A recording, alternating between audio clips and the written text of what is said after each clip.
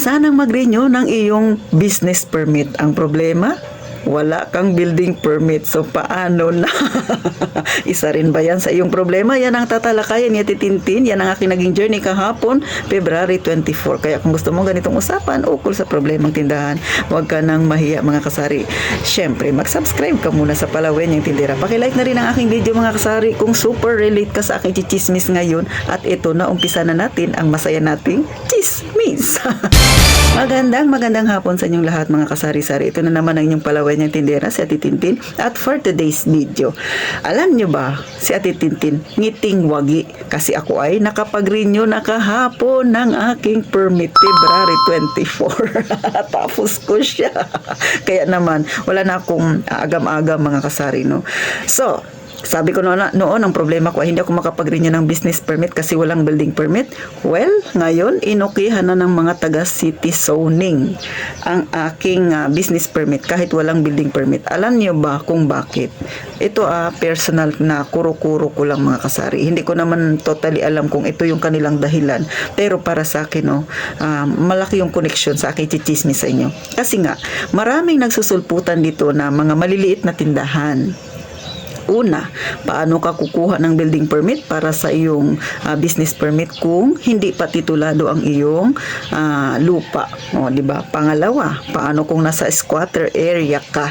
O, so, dahil marami ang mga may tindahan dito at isa ang mga sari-sari store ng mga may business permit, kaya lang walang building permit, na pinagkukunan din nila ng syempre pondo. Totoo yan. Marami kaming mga may tindahan na maliliit na gustong magkaroon ng legal na pagninegosyo. Kaya lang yun yung problema, yung building permit. Pero mga kasari, no, pagka hindi napayagan, wala tayong magagawa.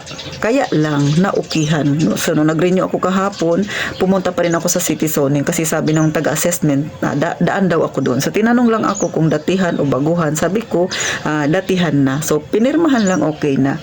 So, nung nakaraan sa ibang barangay, nag-ikot na yung ibang mga taga-city hall personnel. So, paano ko nalaman? Siyempre, may mga kaibigan tayong mga may tindahan din sa ibang lugar at sabi nila, pag ikot, yung isang tindera doon, sabi, puntahan ninyo yung ganitong mga tindahan na yan dahil wala rin yung mga business permit. So, ginawa ng mga taga-city hall na personnel. So, ngayon, pinakuha sila ng business permit. Pero syempre, umaangal yung iba. So, paano kami kukuha? Wala kaming building permit. Tapos yung tindahan nila, kung maliit yung tindahan, kung mas maliit yung tindahan nila. Pero, sabi nga, kung gusto mo, may paraan. Kaya, siguro kaya inukihan kasi marami silang nakitang mga nagsulputang sari-sari store na maliliit na wala naman talagang building permit. Pero gusto pa rin maging legal ang kanilang tindahan. Kaya, go na. O, di ba? Go mora na ang mga taga City Hall na sige. O, renew kayo kahit walang building permit. O, di ba? So, ano bang magagawa nila? Paano ba ang gagawin kung wala naman talagang titulo yung lupa mo? O, di ba? Kaya si Ate Tintin, ngiting waging-wagi. Kaya ikaw na nanonood sa akin, ganyan din ba ang problema mo? Huwag kang mawalan ng pag-asa. Alam niyo mga kasari, nalaman ko yan na hindi makakapag-renew ng permit kung walang building permit nung December pa, last week ng December.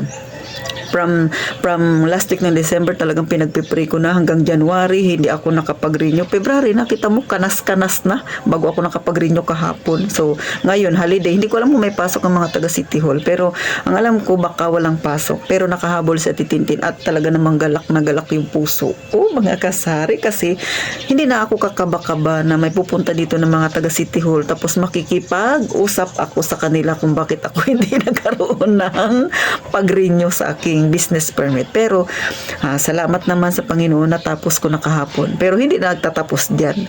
Ang aking problema, syempre kailangan ko pang mag-renew ng maghulog sa aking SSS, kailangan ko ang kanilang certificate, kailangan ko rin sa pag-ibig, o di ba?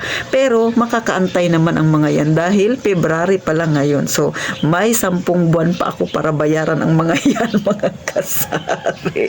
Kaya sa Titintin, higpit sinturon na naman. Pero alam niyo mga kasari, tumaas talaga ang bayarin sa City Hall. Kulang-kulang 8,000. At ito pa, ay chichismis ko pala sa inyo mga kasari, no? So, kahapon, di ba nag-renew ako ng permit? So, ang tanong sa akin ng cashier doon sa City Hall, ma'am, ito bang permit ninyo ay buo ninyong babayaran? So, napaisip ako, bakit niya ako tatanungin ng buong binabayaran? Pwede ba ang hulugan? Sabi kong gano'n sa kanya. Tapos tumawa siya.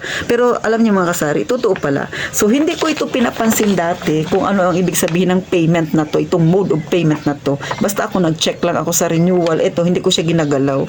So, napaisip ako. Kaya pala ako tinatanong ng cashier doon sa City Hall. Kasi pwede pala yun na hulugan. Kasi may nakalagay na annually, biannually, at saka quarterly. So, kung ano yung kaya ninyo, halimbawa, kaya nyo lang na magbayad ng quarterly muna, ay pwede pala kalakalahati. O, di ba?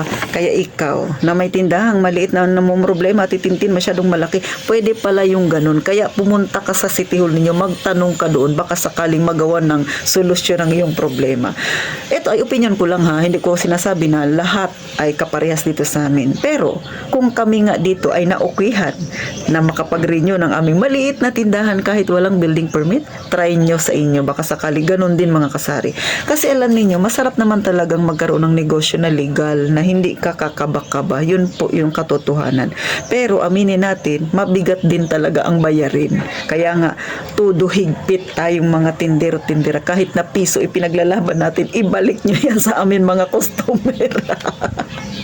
Pero, masaya si Ate Tintin. So, sinishare ko lang yung naging journey ko. Kaya kung ikaw, ganyan din yung problema ninyo dyan sa lugar ninyo, baka sakali, meron naman talagang paraan. Lalo na sa pagdating sa pagbabayad. Baka sakali, mga kasari, no? Pero, hindi ko masisiguradong 100% na yung amin dito, kagaya din dyan sa inyo. Pero, kung sa higpitan lang din, mahigpit din talaga ang aming taga City Hall, o mga kasari.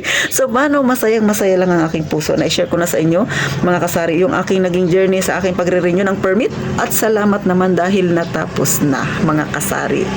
Hanggang dito na lang ang inyong palawen yung tindera. Sana kahit papano mga kasari, sa mga may ganyan din ang problema, kahit papano nakakuha kayo ng kaunting lakas ng loob sa aking sinasabi. Baka sakali maging ganyan din ang lugar ninyo kung mahigpit. Kasi kami nga dito mahigpit pero nagawa ng paraan.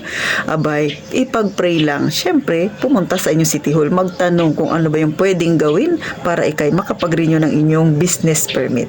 Paano magkita tayo sa sunod na vlog na Titintin? Gaya nga ng palagi kung sinasabi, mag-iingat tayong palagi, mga kasari.